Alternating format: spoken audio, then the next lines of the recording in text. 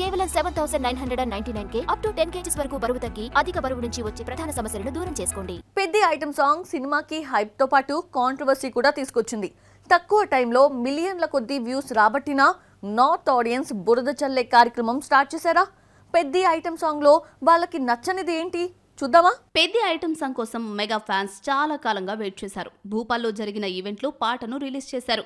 Item song event super hit అయింది. శృతి హాసనే అనుకుంటే జాన్వీ కపూర్ కూడా ఐటమ్ సాంగ్ లో జాయిన్ అయి హీట్ పెంచేసింది. ఐటమ్ సాంగ్ లోని డాన్స్ మూమెంట్స్ పై నార్త్ ఆడియన్స్ కొందరు విమర్శించడం స్టార్ట్ చేశారు. స్టెప్స్ వల్గర్ గా ఉన్నాయంటూ సోషల్ మీడియాలో కమెంట్స్ చేయడం మెగా ఫ్యాన్స్ కు నచ్చలేదు.